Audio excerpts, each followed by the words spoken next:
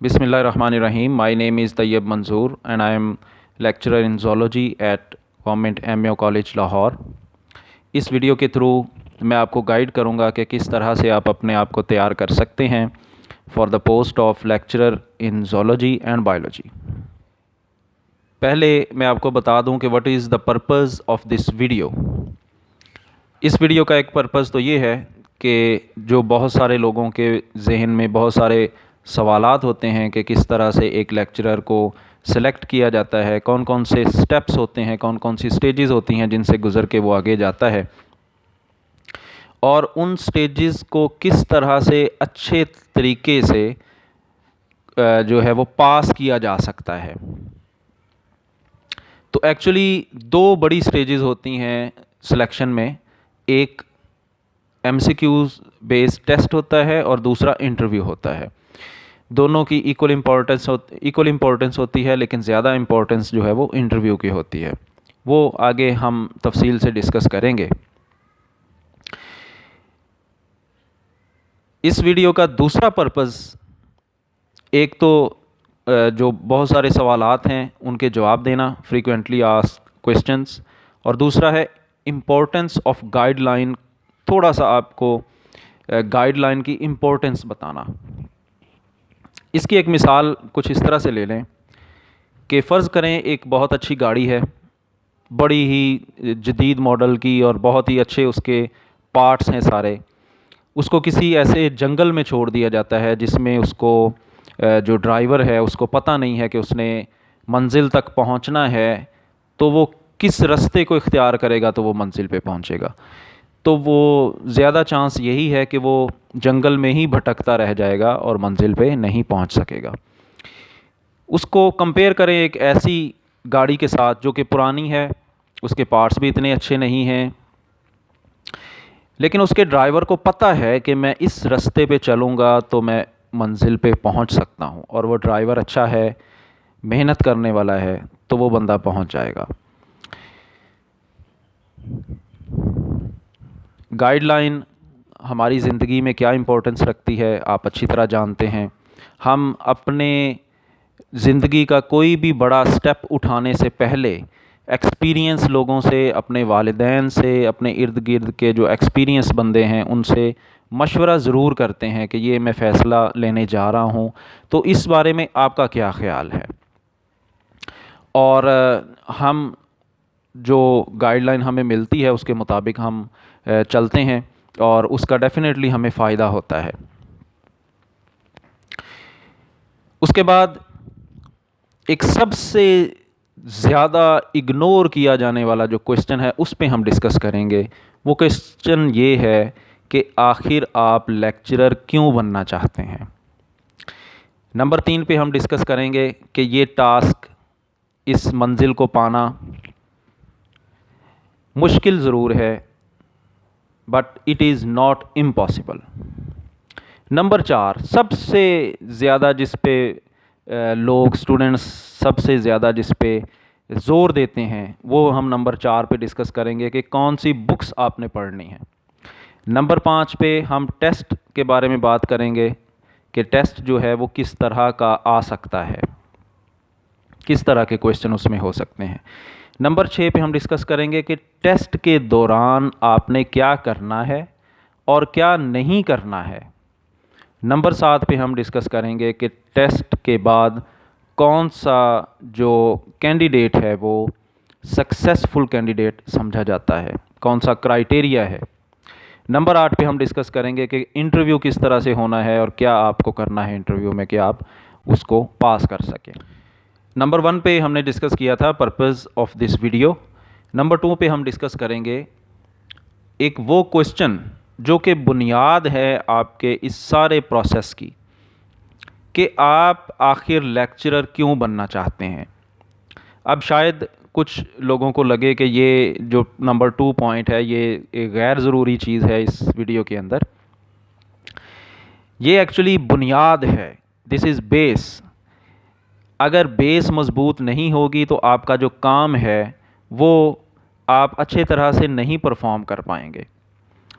तो ये वो क्वेश्चन है जो आपसे इंटरव्यू में पूछा जाता है और अक्सर लोगों से ये पूछा जाता है कि आप आखिर लेक्चरर क्यों बनना चाहते हैं। तो उस बंदे ने कभी सोचा ही नहीं होता कि आखिर मैं लेक्चरर क्यों बनना चाहता हूँ। अब यहाँ पे नीचे मैंने चंद आंसर्स लिखे हैं इस सवाल के, जो इनमें से कोई एक हो सकता है, एक या एक से ज़्यादा हो सकते हैं। इनको हम डिस्कस कर लेते हैं। ये वो कॉमन आंसर्स हैं जो इसके हो सकते हैं। मसलन आप लेक्चरर इसलिए बनना चाहते हैं कि ये एक रिस्पेक्टेबल जॉब है, ठीक है। नंबर 2, आप लेक्चरर इसलिए बनना चाहते हैं कि आप टीचिंग में इंटरेस्टेड हैं, आपको टीच करना अच्छा लगता है और इस वक्त आप प्राइवेट टीचिंग कर रहे हैं और आपको अपनी जॉब जो है वो बड़ी अच्छी लगती है। नंबर 3, एक इसका आंसर ये भी हो सकता है कि मैं जस्ट गवर्नमेंट जॉब करना चाहता हूँ ताकि मैं सिक्योर हो जाऊँ, मेरी जॉब जो है वो सिक्योर हो जाए और ये जॉब भी अच्छी है, 17 स्केल है इसमें, तो मैं सिक्योरिटी चाहता हूँ। नंबर 4, आप अपने सब्जेक्ट से प्यार करते हैं, इसलिए आप लेक्चरर बनना चाहते हैं। नंबर 5, आप स्टूडेंट्स की हेल्प करना चाहते हैं। स्टूडेंट्स की हेल्प से क्या मुराद है, क्योंकि आपको पता है गवर्नमेंट कॉलेजेस में ज़्यादातर मोस्टली स्टूडेंट्स जो होते हैं वो देहात से और गरीब घरानों से आए होते हैं जो महंगे कॉलेजेस को अफोर्ड नहीं कर पाते। तो ऐसे स्टूडेंट्स की हेल्प करना, उनको एक क्वालिटी एजुकेशन देना, ये उनकी बहुत बड़ी हेल्प है। क्या आप इस मकसद के लिए लेक्चरर बनना चाहते हैं? या फिर नंबर 6 कि ये job nothing to do job है, इसलिए आप करना चाहते हैं, बड़ी इजी जॉब है, इसमें कुछ नहीं करना पड़ता और छुट्टियां भी मिलती हैं और जो आम लोगों के जहन में होता है कि बड़ा इजी है ये सब कुछ करना, लेक्चरर के लिए बड़ी इजी जॉब होती है। तो क्या आप इस चार्म की वजह से, नंबर 6 जो पॉइंट है, इस चार्म की वजह से ये जॉब करना चाहते हैं? ये चंद वो आंसर्स हैं जो इस क्वेश्चन के हो सकते हैं। अगर आपके इन क्वेश्चंस में से अगर आप आंसर नंबर 1, 2, 4 और 5 ये आंसर्स हैं इस क्वेश्चन के, तो फिर आप लेक्चरर बन सकते हैं और एक अच्छे लेक्चरर बन सकते हैं। अगर आप नंबर 3 और नंबर 6 को फॉलो करते हुए लेक्चरर बनना चाह रहे हैं तो फिर ना आप एक अच्छे लेक्चरर बन सकते हैं, ना ही आपको लेक्चरर की पोस्ट के लिए अप्लाई करना चाहिए मेरे ख़्याल में। अगर आप सिर्फ एक गवर्नमेंट जॉब चाहते हैं तो फिर आप कोई किसी भी और गवर्नमेंट जॉब के लिए अप्लाई करें, लेक्चरर के लिए अप्लाई ना करें। ये इस पोस्ट के साथ नाइंसाफ़ी होगी। इसके लिए जो लोग टीचिंग को एक अच्छा प्रोफेशन समझते हैं, एक रिस्पेक्टेबल प्रोफेशन समझते हैं और चाहते हैं कि वो गरीब जो स्टूडेंट्स हैं उनकी हेल्प करने के लिए इस फील्ड में आए, वो अगर लेक्चरर बनेंगे तो वो अच्छे लेक्चरर साबित होंगे। और अगर आप चाहते हैं कि बस मेरे पास एक इजी सी जॉब हो, मुझे कुछ ख़ास कोई काम करना ना पड़े और मैं रिलैक्स हो के काम करूं, थोड़ा सा मेरे पास पढ़ाने के लिए थोड़े से लेक्चर हों और फिर मैं सारा दिन फ्री रहूं, फारिग रहूं, तो फिर ये जॉब आप हरगिज़ नहीं करें। फिर आप कोई और इजी जॉब ढूंढें, क्योंकि अगर आप फिर लेक्चरर बनेंगे तो आप स्टूडेंट्स के साथ इंसाफ नहीं कर पाएंगे। जब आप इंटरव्यू में जाते हैं, ये सिर्फ मैं नहीं कह रहा हूँ, जब आप इंटरव्यू में जाते हैं तो इंटरव्यू लेने वाले बड़े ही एक्सपीरियंस लोग होते हैं, वो पहचान जाते हैं फ़ौरन बंदे को कि बंदे का इसका इरादा क्या है, ये क्यों इधर आना चाह रहा है। तो ऐसे बंदे जो इजी जॉब की तलाश में आए होते हैं वो रिजेक्ट हो जाते हैं। और एक्चुअली यहाँ पे मैं क्लियर कर दूँ, this is not an easy job. आपको अगर एक अच्छा लेक्चर आपने देना है, बिलफर्ज 1 घंटे का लेक्चर देना है, तो आप जो लोग पढ़ा रहे हैं उनको अच्छी तरह पता होगा कि उनको 1 घंटे का लेक्चर देने के लिए कम से कम 3 घंटे तैयारी करनी पड़ती है। इसके अलावा और भी बहुत सारे टास्क होते हैं, पढ़ाई के अलावा भी काफ़ी सारे टास्क होते हैं जो कि एक लेक्चरर को मिलते हैं, उनको पूरा करना पड़ता है। तो this is not an easy job. तो अगर ये किसी के माइंड में है तो वो इसको जहन से निकाल दे। तीसरा पॉइंट, जो टास्क आप करने जा रहे हैं, जिसके लिए आप तैयारी कर रहे हैं, this is difficult but not impossible. अक्सर बच्चे नंबर ऑफ़ एप्लीकेंट्स देख के घबरा जाते हैं कि सीट तो 6 हैं, सीट तो 10 हैं और एप्लीकेंट्स आ गए हैं 40,000, एप्लीकेंट्स आ गए हैं 50,000, तो यहाँ पे मेरा काम नहीं बनना। अक्सर जो बच्चे हैं वो ये सोच के सही तौर पे तैयारी नहीं करते टेस्ट की। लेकिन यहाँ पे आपको पता होना चाहिए कि जो हज़ारों एप्लीकेंट्स आए होते हैं, मोस्टली उनमें से वेल प्रिपेयर्ड नहीं होते। मोस्टली उनमें से ऐसे होते हैं जो ये सोच के आते हैं कि चलें टेस्ट दे के देखते हैं, ठीक है क्लियर हो गया तो हो गया, ना हुआ तो फिर ठीक है, जो हम जॉब कर रहे हैं वो कर तो रहे ही हैं, फिर जॉब तो है ही हमारे पास ऑलरेडी, या जो काम कर रहे हैं फिर वही ठीक है। मतलब वो जस्ट अपने आप को टेस्ट करने आए होते हैं कि हमारे चलें देखते हैं भला कितने मार्क्स आ जाते हैं, शायद बाई चांस तुक्का लग जाए। तो मोस्टली ऐसे लोग आए हुए होते हैं वहाँ पे जिन्होंने अप्लाई किया हुआ होता है। इसलिए नंबर ऑफ़ एप्लीकेंट्स देख के कभी भी मायूस ना हो, डोंट बी डेस्परेट।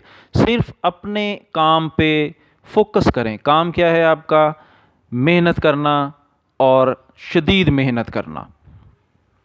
और ये बात अपने जहन में अच्छी तरह से बिठा लें कि ये जॉब हासिल करना, इस टेस्ट को पास करना कोई लॉटरी नहीं है, ना ही कोई बाई चांस है। लॉटरी नहीं है कि आपको बैठे बैठे अचानक से अपॉइंटमेंट लेटर मिल जाता है, अचानक से आपकी सिलेक्शन हो जाती है, आपने कुछ भी नहीं किया और ऐसे ही आपकी लॉटरी लग जाती है। ऐसा नहीं है।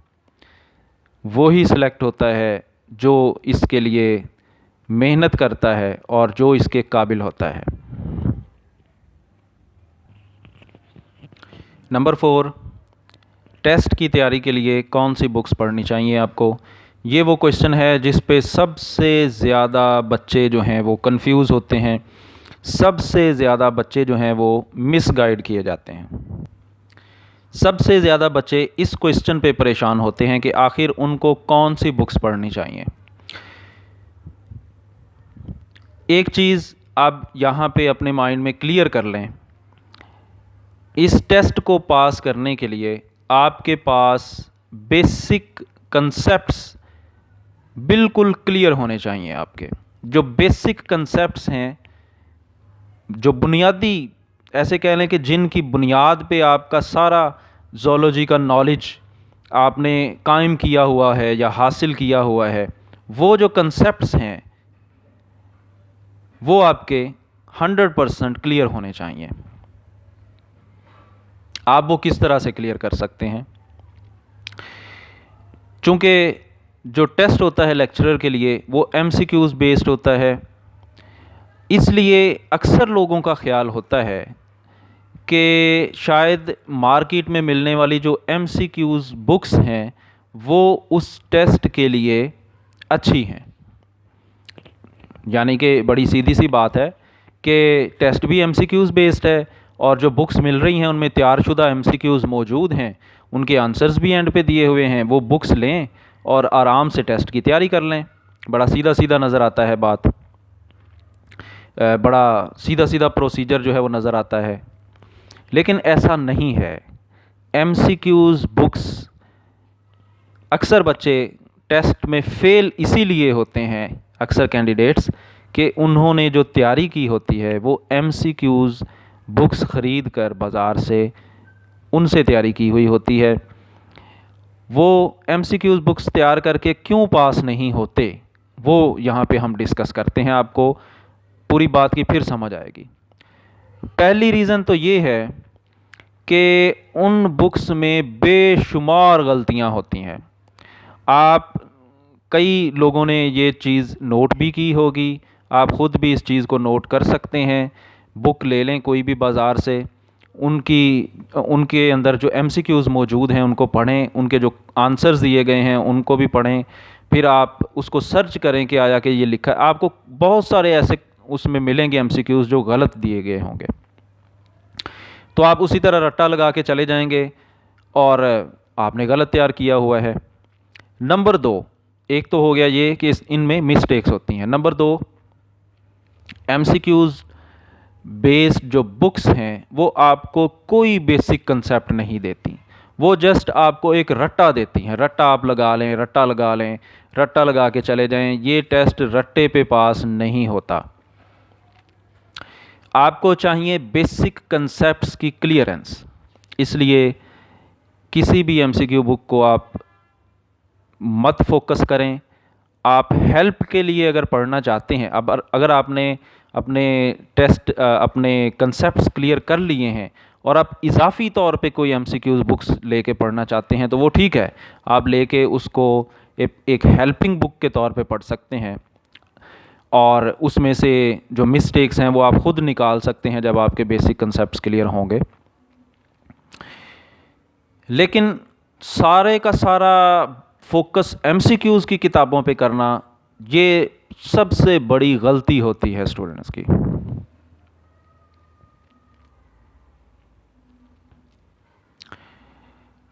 अब अगर एमसीक्यूज़ की किताबें नहीं पढ़नी हैं तो फिर कौन सी किताबें पढ़नी हैं, ये बेसिक सवाल रह जाता है। आप सिंपली जो एफएससी में किताबें पढ़ के आए हैं फर्स्ट ईयर और सेकंड ईयर की बुक बायोलॉजी की, वो ले लें। उनको आप इस तरह से तैयार करें, आपने पहले भी तैयार की होंगी, कुछ आप में से जो दोस्त हैं, जो स्टूडेंट्स हैं, कुछ लोग हैं वो पढ़ा भी रहे होंगे। लेकिन आप ये ना समझें कि मैं तो बच्चों को पढ़ा रहा हूँ, मुझे तो बिल्कुल इसमें कोई इशू नहीं है, मैं तो किसी भी वक्त टेस्ट दे के क्लियर कर सकता हूँ। ठीक है, आप अच्छा उसको पढ़ा रहे होंगे, उसके बावजूद वो किताबें लें, उसको खुद टेस्ट देने के हवाले से दोबारा से तैयार करें और उसको इस हवाले से तैयार करें कि उसमें छोटी सी छोटी डिटेल भी ना रह जाए।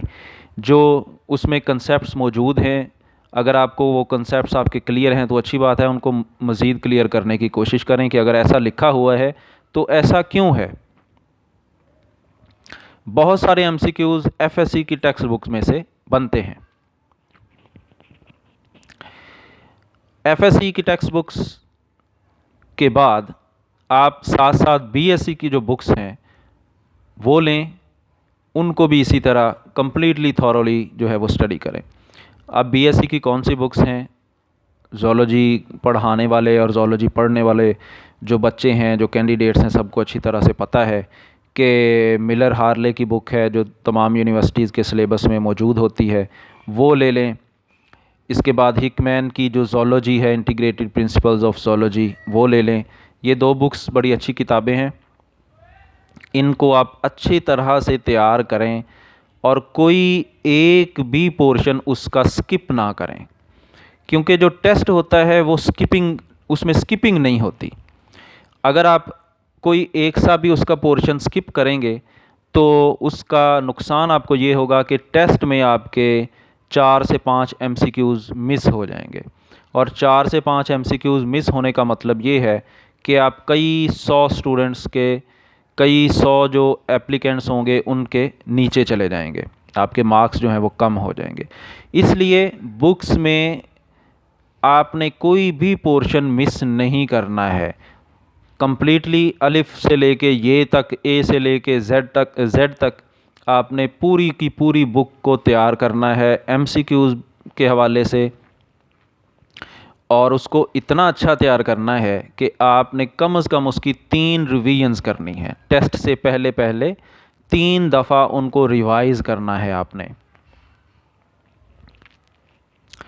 नंबर 4, टेस्ट में जनरल नॉलेज भी शामिल होता है।